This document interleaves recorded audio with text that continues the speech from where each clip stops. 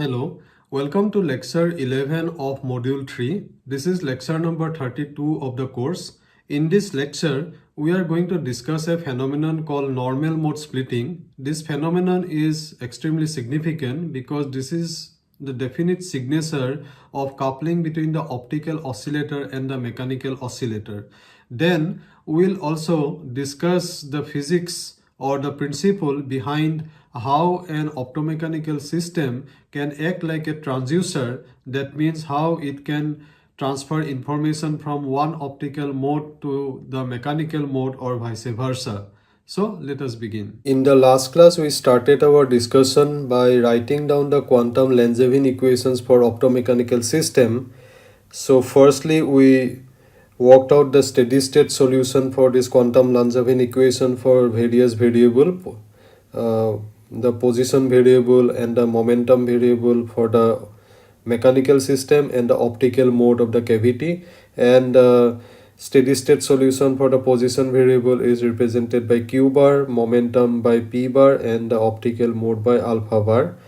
Then we went on to linearize these equations around the steady state value. Here, for example, for the optical mode, we are writing it as alpha bar plus delta a bar, and alpha delta a cap. Here alpha bar is actually the classical, you can consider it to be the classical part, and delta a is the deviation from this classical one, that is the quantum fluctuation. Similarly, delta q and delta p are the corresponding quantum fluctuation for the position and the momentum variable of the mechanical oscillator. Putting them in the quantum Langevin equations, we get the time evolution equations for the quantum fluctuation part, and ignoring the nonlinear parts, thereby we write down the linearized version of the quantum Langevin equation for the quantum fluctuations. And here this parameter z is known as the linearized optomechanical coupling parameter. In terms of creation and annihilation operator also, we can do the linearization, and that is exactly following the similar procedure. We exclusively write the time evolution equations for the annihilation operator for the optical mode and the annihilation operator for the mechanical mode, and this will result in a linearized optomechanical Hamiltonian. Here, when we have written down the linearized optomechanical Hamiltonian, we have ignored the quantum noise and the damping. In literature or in many places, as it is customary to write delta a again as a, this is actually now the quantum, completely quantum, and b cap. So the linearized Hamiltonian can be written in this particular form. And in our treatment, what we have taken is that we have, in the next rest of the treatment, we have taken this modified detuning parameter to be simply as the detuning parameter delta, because the deviation from this the delta would be very small. And then this is also represented in a schematic diagram, which represents that we have two oscillators. One is due to the optical oscillator and one is due to the mechanical oscillator. Optical oscillator is oscillating at frequency minus delta, as you can see from here, and the mechanical oscillator is oscillating at frequency omega m. They are coupled by this parameter z, and optical cavity has this detuning kappa, and the mechanical oscillator also has a damping, that is gamma m. And we find that when delta is less than 0, then which means the laser is red detuned, we can achieve the ground state cooling of the mechanical oscillator. Then we went on to study the quantum limits for ground state cooling of the mechanical oscillator, and we confine our discussion to the 1 phonon state and the 0 phonon state. And we worked out the damping for the downward transition when the mechanical oscillator goes from the 1 phonon state to the ground state, 0 phonon state. Then the damping we have calculated using the Fermi-Golden principle.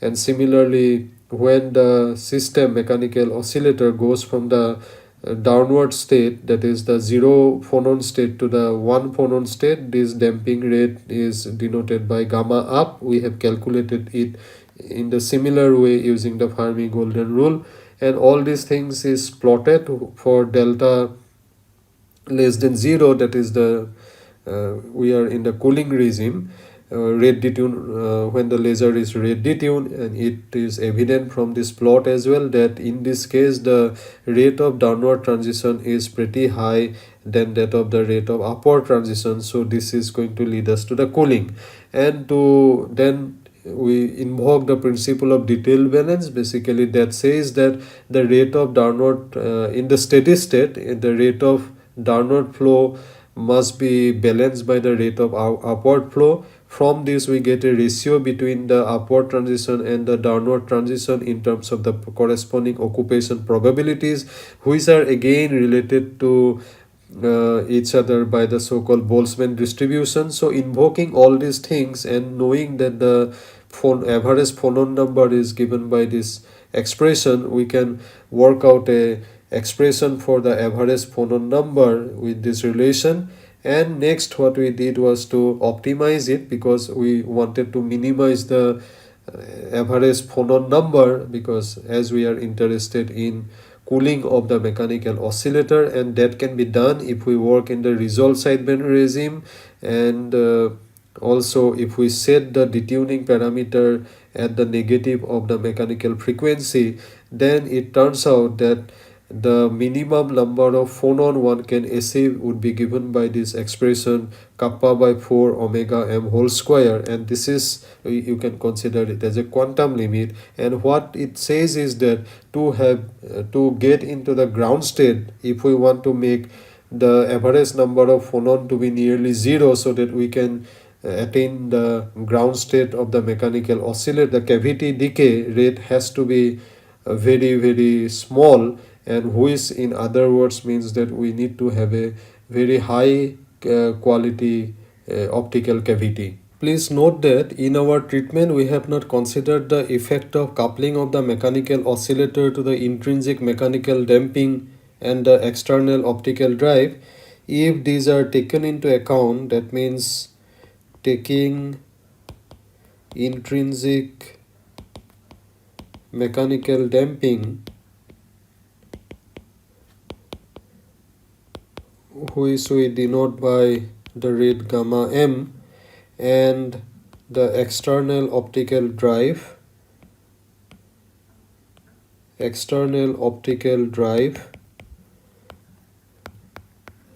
the expression for the average number of phonon would get modified, and it would be given by this expression, that would be n bar is equal to gamma. I will define what this gamma is, and n minimum, which already we derived, say this one, let me put nb also here, and this intrinsic mechanical damping gamma m, and the thermal average number of thermal phonons divided by this gamma and the mechanical damping rate. Here this gamma is equal to the difference between the downward transition rate and the upward transition rate. As ground state cooling of mechanical oscillator is of tremendous significance and importance for realizing quantum mechanics in macroscopic objects, numerous experimental groups around the world have carried out various laser cooling experiments. As you can see from this particular plot here, the initial and final phonon number versus the sideband resolution parameter omega m by kappa, which determines the minimum phonon number, is plotted, and in our notation omega m is represented by this symbol. Here as you can see, the blue curve shows the quantum limit for the minimum achievable phonon number, and one group from MIT, they have started initial phonon number around 10 to the power 10 in the logarithmic scale, and they were able to suppress it to this number. On the other hand, another group at Boulder, University of Colorado at Boulder, I'm talking about the last one. Here they have started with phonon number around 100, 10 square, and in the logarithmic scale, and they suppress it to 1 in the log scale, which is 10 in the linear scale. So this is a landmark experiment, and this was reported in this Nature Physics journal. Actually, it is Nature journal, not Physics one. So I encourage all of you to go through it, so you will have an idea about how the experiments were carried out in this laser cooling experiment, and how they were able to suppress the phonon number and nearly achieve the ground state of the mechanical oscillator. One phenomenon well known in the context of two couple oscillator is the so-called normal mode splitting, and it is an important phenomena because it is a definite signature of coupling between two oscillators. So normal mode splitting is a definite signature of coupling between two oscillators. Now you may ask, some of you may ask, what is a normal mode? Well, you know that if we have a single oscillator like this, let us consider a mass spring system. Suppose this mass M is attached to a spring of spring constant K, then its natural frequency of this mass spring system is square root of K by M. K is the spring constant. And suppose we have another spring, same identical mass, and here also this has the natural frequency is given by square root of K by M. However, if we have two or more couple oscillators, the system may have several natural or normal frequencies, and the general motion is a combination of vibration at all different frequencies. Now here, if we couple this identical mass spring system by I will show you. If I couple them by a spring of spring constant K, in that case, you know that the natural frequency or the normal mode frequency would be two normal mode frequencies one can have. One is, say, omega 1 is equal to square root of K by M, and another one would be square root of 3K by M. Alright. Now, as we are having in cavity optomechanical system, two oscillators, one is due to the optical oscillator and another one is the mechanical oscillator. So we can expect normal mode splitting phenomena here also. However, before I go on to discuss it in the case of optomechanical system, let me give you a general idea about what I mean by normal mode splitting. So what is normal mode splitting? For simplicity, let us consider two oscillator A and oscillator B, and they are coupled by this coupling parameter, say Z, and the Hamiltonian of the system, let me say these two oscillators are identical. That means they have or degenerate frequencies. So they have the frequency, say, omega A, and oscillator A is A dagger A, oscillator B is represented by B dagger B.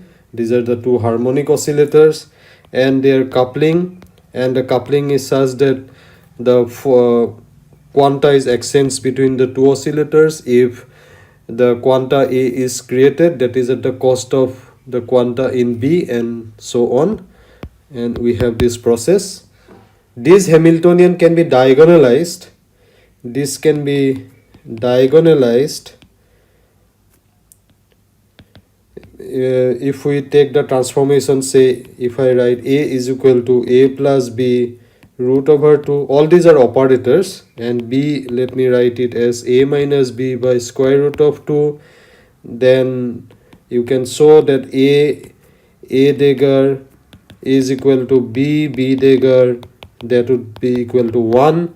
On the other hand, a and b are independent oscillators, so they will not commute.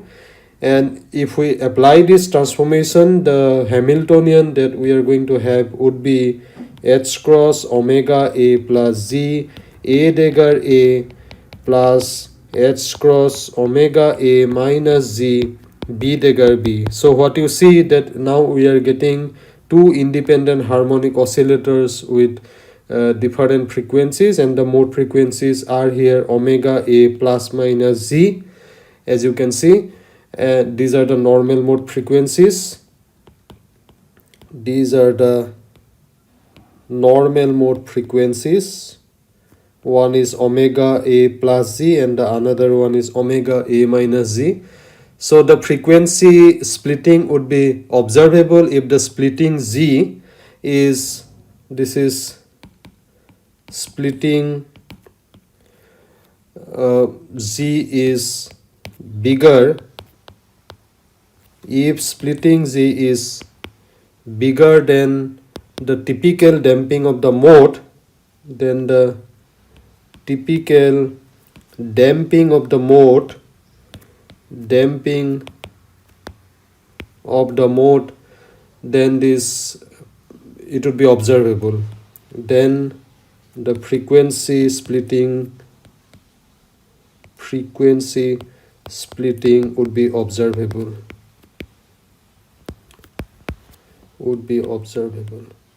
I think this would be more clearer, because now I'm going to discuss the phenomena of normal mode splitting in cavity optomechanics.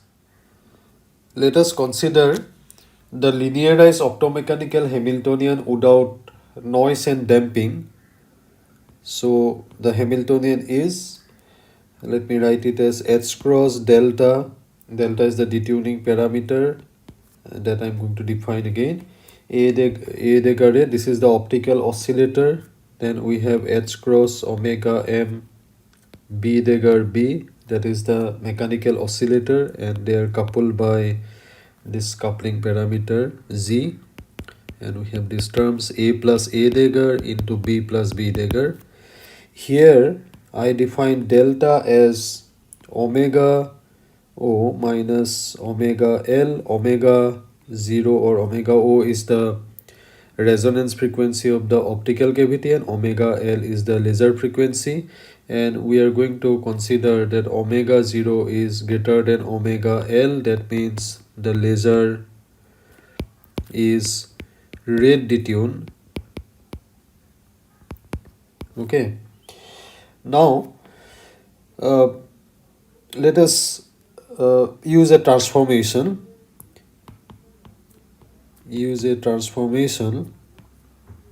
I want to write the Hamiltonian in a convenient form so that we can diagonalize it. So let us follow the procedure. Let us do it this way. So let me write the annihilation operator of the optical cavity in terms of the quadratures. So xa plus, all these are operators, xa plus iya divided by square root of 2. And for the mechanical oscillator part, we have xb plus iyb divided by root 2. Then let me find out a dagger A, b dagger B first. So a dagger A, if you do the straightforward calculation, so it will be half xa minus iya, that's the a dagger part, and then we have a is xa plus iya. Because these are operators, so this will lead us to, we'll get xa square plus ya square minus I ya xa plus I xa ya. Similarly, we can get b dagger B is equal to half into x b square plus y b square minus I y b x b plus I x b y b, and a plus a dagger, it would be square root of 2 into xa, and b plus b dagger would be square root of 2 xb. Now if I, as you can see, this relation or this one, this is commutation. So if I use the relation, say xa, this commutation relation between xa ya, and similarly between xb yb, you can show that the commutation relation between xa ya would be equal to I, and similarly xb yb is equal to I. So if we utilize this, then the Hamiltonian can be rewritten, and this would be h cross delta by 2 x a square plus y a square plus h cross omega m by 2 x b square plus y b square minus twice h cross z x a x b. While I have written it, I am assuming that delta, the detuning parameter, is almost equal to omega m, that is the resonance frequency of the mechanical oscillator. This should remind you about the degenerate case that I discussed while explaining what we mean by normal mode splitting. Now, if you look at this Hamiltonian, this should remind you about the another case that we have discussed in an earlier class about harmonic oscillator, coupled harmonic oscillator, where we have written the Hamiltonian as this. Suppose we have two oscillators A and B, then the Hamiltonian for the first oscillator has this kind of a part. This is the for the oscillator A, and for the oscillator B, this is the kinetic energy. Okay, and this is the potential energy, omega m square q b square. And if you remember, then the coupling between them was considered as z into qa qb. This particular issue I want to point out, that here the coupling is of the position type, and similarly if you look at it, this structure is similar to this one, because here also the coupling is of position type, because xa corresponds to the position and ya corresponds to the momentum of the optical oscillator, similarly for the mechanical oscillator. So the coupling is a position type coupling. Now we can diagonalize this Hamiltonian. To diagonalize this Hamiltonian, let me write or rescale. Let us to rescale certain parameters, rescale the operators. Actually, what I'm going to do is the diagonalization. So I take xa to be equal to xa tilde. So I am not going to disturb the optical oscillator, it would be remain the same. But for the mechanical oscillator, I take xp is equal to xp tilde square root of omega m by delta, and yb is equal to yb tilde square root of delta by omega m. So now if I put this in this expression, in this Hamiltonian here, and then what I'm going to get, this is simple algebra, so let me write it. So we'll have h cross delta by 2 xa tilde square plus ya tilde square plus h cross omega m by 2. Here I will have omega m by delta xp tilde square plus delta by omega m yb tilde square minus twice h cross z xa tilde into xp tilde square root of omega m by delta.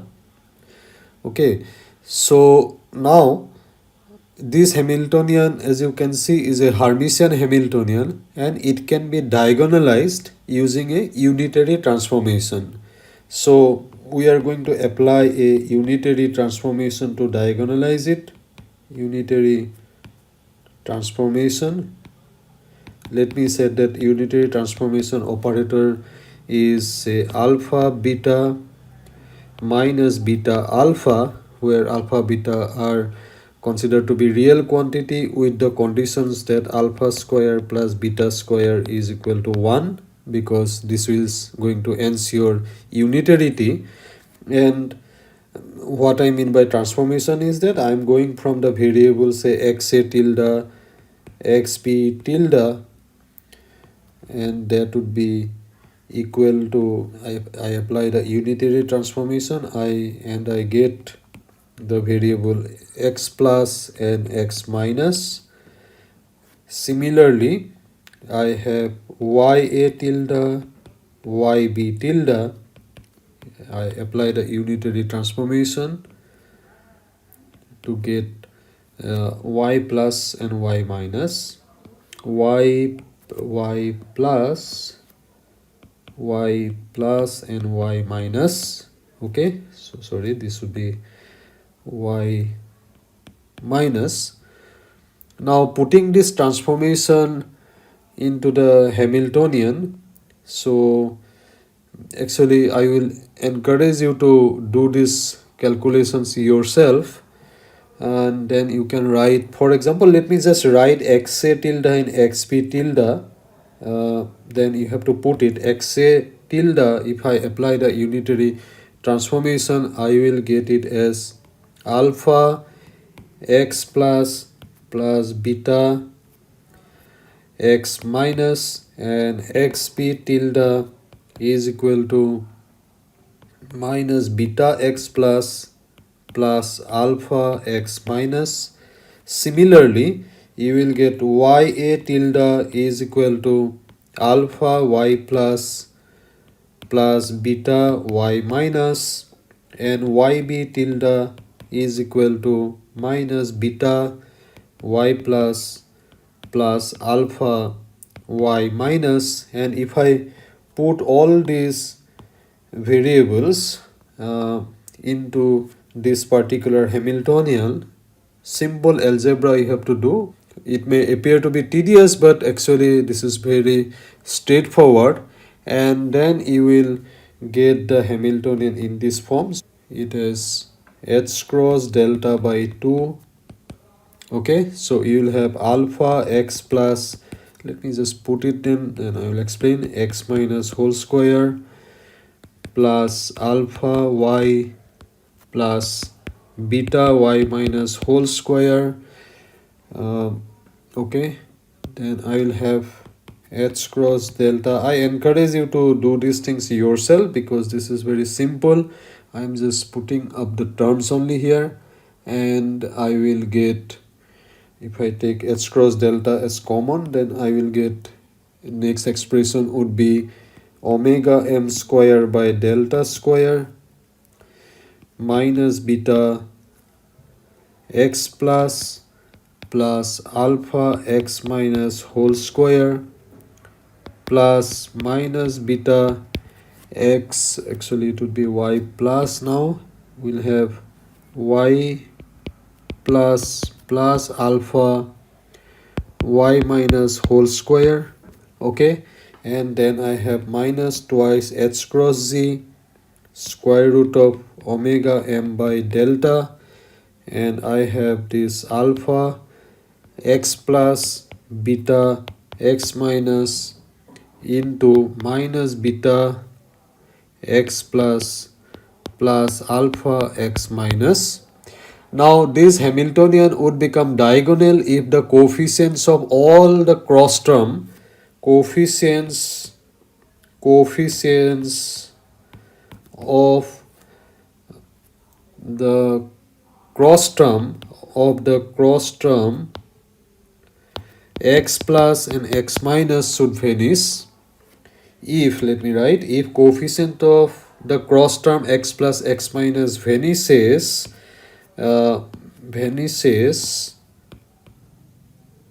then h would become diagonalized. That means it will not have any off diagonal elements in the Hamiltonian. I am not talking about y plus y minus, because if you do the calculations and because of the fact that alpha square plus beta square is equal to 1, the coefficients of that particular cross term is anyway going to vanish.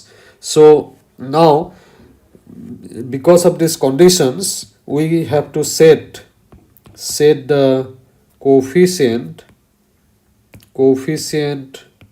of x plus x minus to 0. This is going to give us a condition because of which the Hamiltonian would become diagonalized. And if I do it, and if you just look at this, you have to open it up, and then it is very easy to see the conditions that you are going to get is this.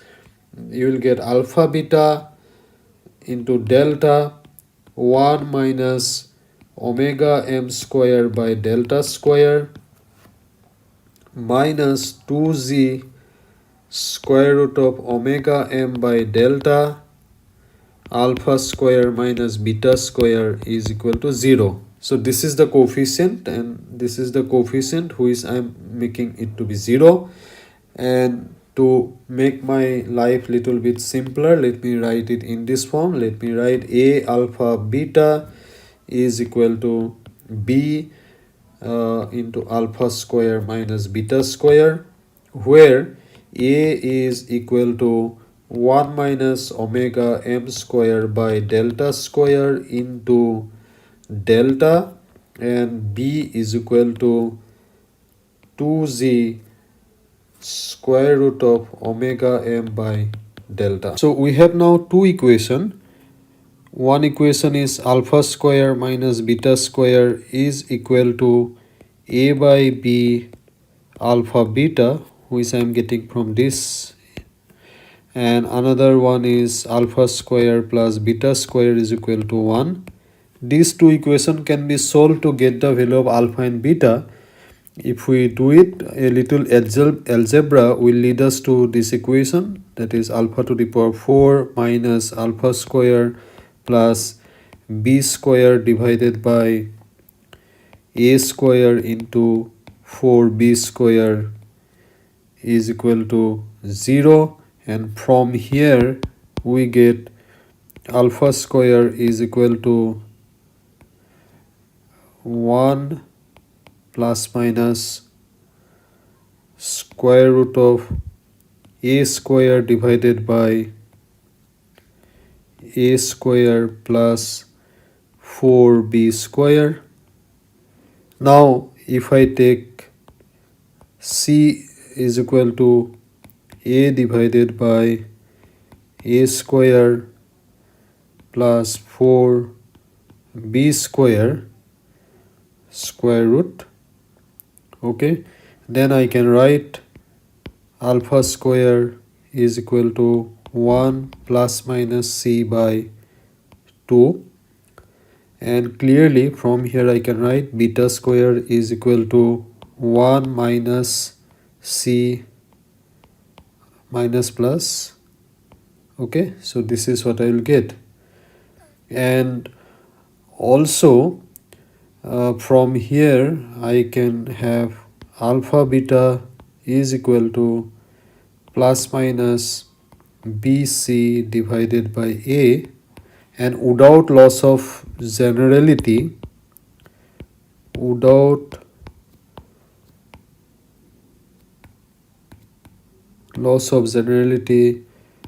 let us take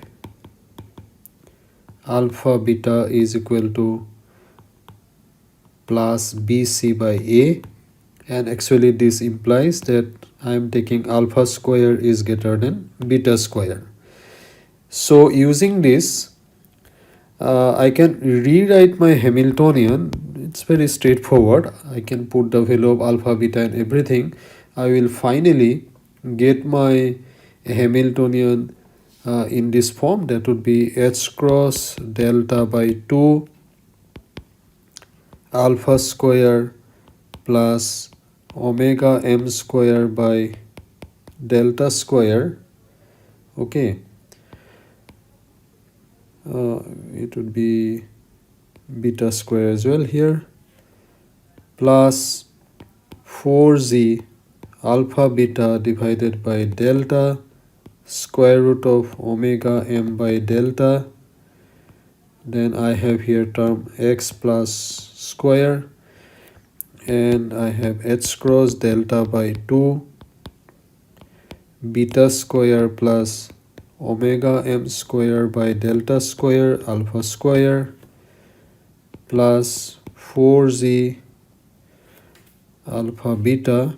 Let me write it as 4z alpha beta divided by delta square root of omega m by delta x minus whole square, and I have h cross delta by 2 y plus square plus y minus square.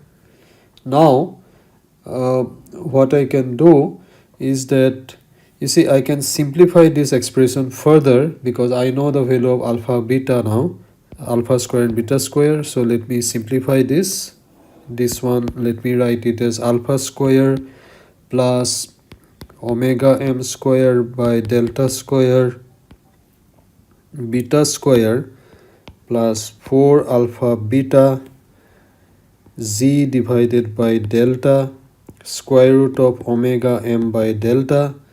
And if I put the value of alpha beta, then I have 1 by delta square. These are algebra and you can do it and verify it whether I am doing it correctly. You will have delta square plus omega m square plus minus square root of delta square minus omega m square whole square plus 16z square omega m delta. So this is what we'll get, and using this Hamiltonian I can rewrite in this form, and that would be h cross delta by 2 1 by delta square omega plus whole square. I will write what is omega plus square later. Let me first write it. I will have another term 1 by delta square omega minus square x minus square, and I will have, you see, I am I don't have any cross term, so these are the terms I have, where this omega plus as well as this omega minus, this is defined as, square is defined as a half of delta square plus omega m square plus minus square root of delta square minus omega m square whole square plus 16z square omega m delta. Okay, so this is what I will have. Now if I rescale further, rescaling, we will get, let me rescale by taking h cross by delta square root x plus s x plus tilde, and h cross delta square root of h cross delta x minus s x tilde minus, and h cross delta square root y plus, let me take it as y plus delta, and h cross delta square root y minus s y minus tilde. Then if I do it, then we can write the Hamiltonian in a simplified form, and that would be half of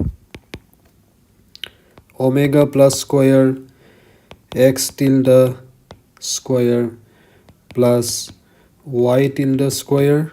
This is one term I have, and another term I will have is omega minus square x tilde minus square plus y tilde square, right? This is what I will have. So it is clear that the linearized optomechanical interaction, let me write here, the linearized optomechanical interaction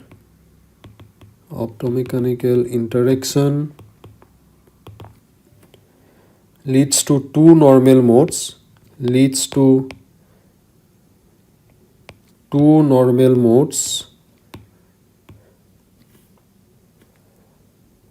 which are both mixtures of optical and mechanical modes. It is clear because you see this frequency omega plus minus square. Now we have this optical frequency related to the optical, delta is related to the optical oscillator, and omega m is related to the mechanical oscillator. So it's a mixture of both optical and mechanical modes. And the normal with normal mode frequency, let me write it once again, with normal mode frequencies omega plus minus square is equal to half of delta square plus omega m square plus minus square root of delta minus omega m whole square plus, okay, I think this is delta square omega m square, okay, plus 16 z square omega m delta. So this is what I have. These normal modes, which are combinations of optical and mechanical mode, are frequently referred to as polar returns.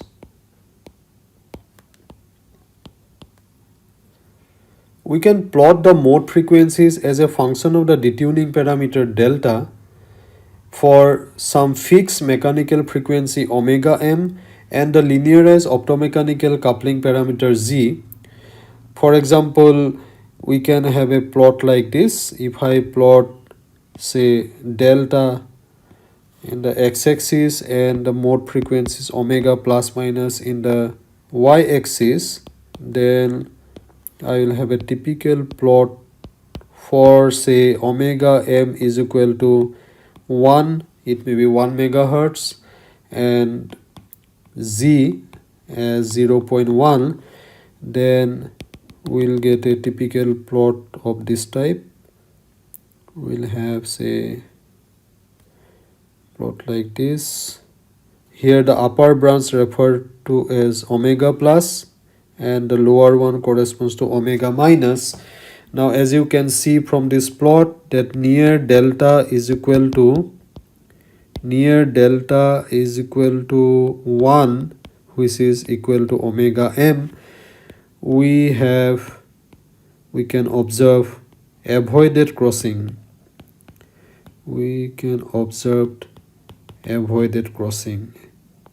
Right? And the splitting at the crossing, the splitting between the frequencies, the frequency splitting is proportional to the strength of the linearized optomechanical coupling parameter. At crossing, the frequency splitting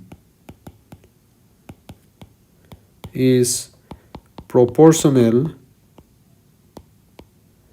to the coupling parameter. In fact, this is the reason why one can observe normal mode splitting only in the strong coupling regime, but recently even in the weak coupling regime normal mode splitting is observed in a cavity optomechanical system. Here, for example, in this plot one can observe avoided crossing phenomena that we have just discussed, and here this plot A refers to the experimental one and the plot B is the one given by theoretical calculations, and you can see the excellent agreement between theory and experiment, and this is really amazing. Now this plot depicts the displacement spectral noise. The blue trace here refers to the uncoupled mechanical mode. So this one refers to the mechanical mode.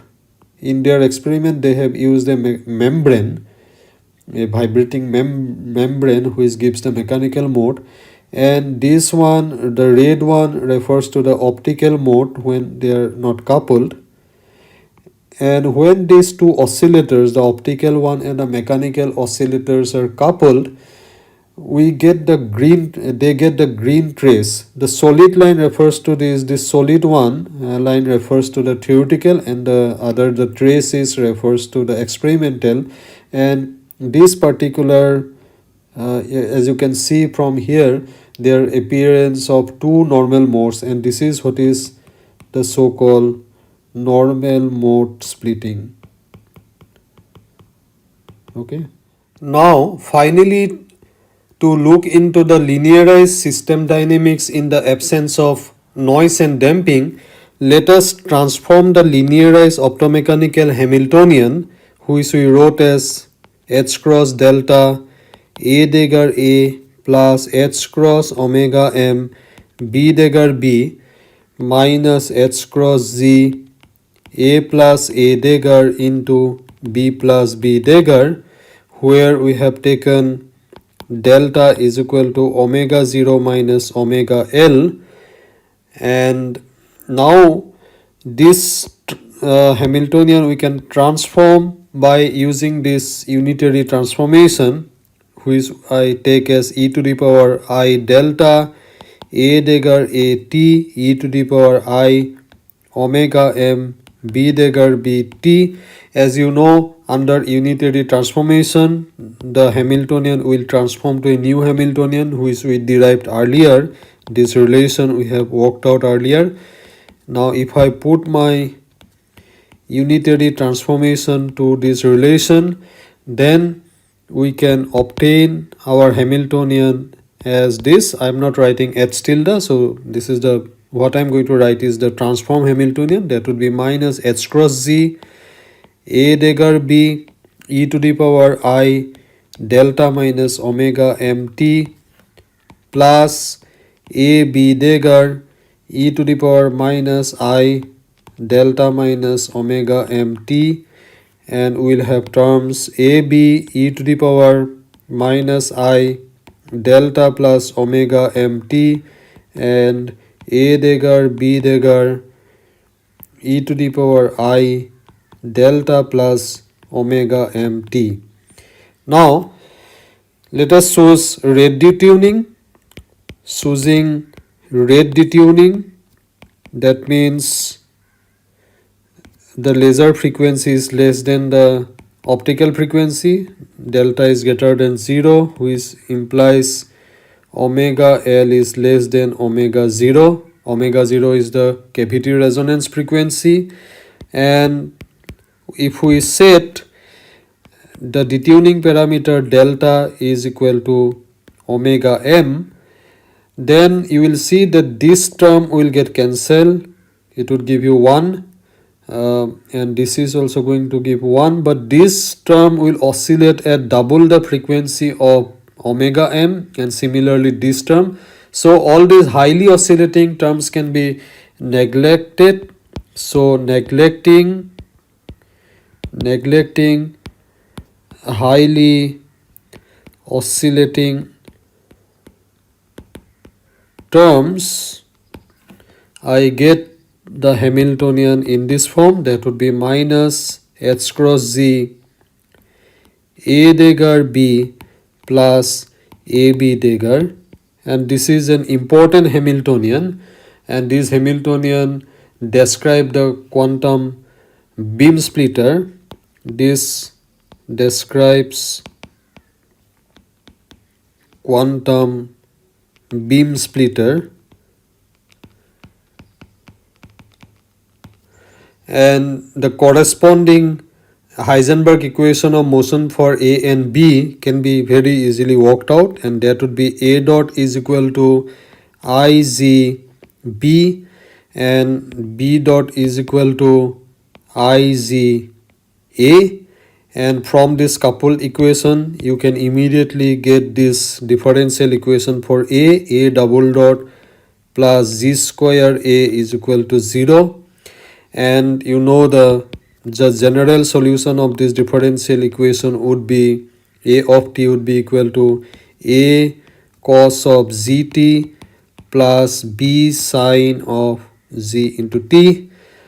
Now with the condition, and obviously you will see that at time t is equal to 0 we will get A, and A dot time derivative of A at time t is equal to 0 will give me I into z B of 0. You can check it from here, from the second equation. From this equation we will have, in fact you will get it from the first equation. You will get it from this equation that A dot at t is equal to 0 would be Ig into B of 0, and from this equation immediately you can see that this will result in z into B.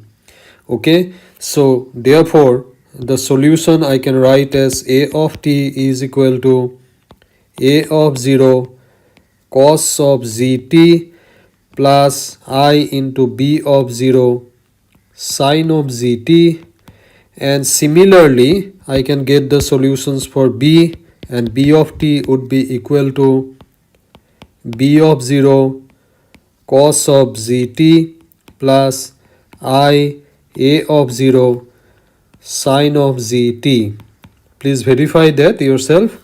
Now clearly at any arbitrary time the modes A and B are the mixtures of their initial values, which is very clear from these expressions. For example, at a spatial time, and this is going to be an important case, at a spatial time say tbs, t is equal to tbs is equal to pi by 2z, you will see that at that time tbs it is equal to I B of 0. On the other hand, at that time B, the value of B would be I of A0. So this shows something very interesting. What it shows is that the modes have exchanged their values, and this feature implies that the optical information, because A contains the optical information, B contains the information from the mechanics. So what it says is that optical information can be written into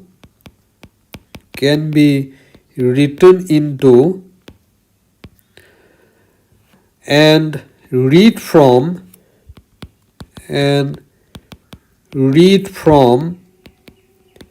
a mechanical mode,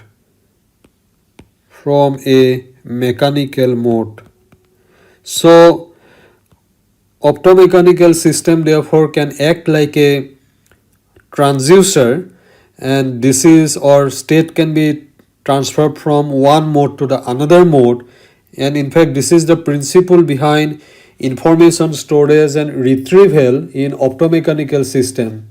And this theoretical prediction that we got from this calculation is experimentally verified and realized experimentally in this very interesting work, where they have used silica optomechanical resonator as their cavity optomechanical system, and they have stored optical information as mechanical excitation. Let me stop here for today. In this lecture, we discussed the phenomena of normal mode splitting in somewhat details. We also learned the principle or physics behind how an cavity optomechanical system acts like a transducer. In the next lecture, we are going to discuss the phenomena of squeezing and also we'll conclude this module. So see you in the next lecture. Thank you.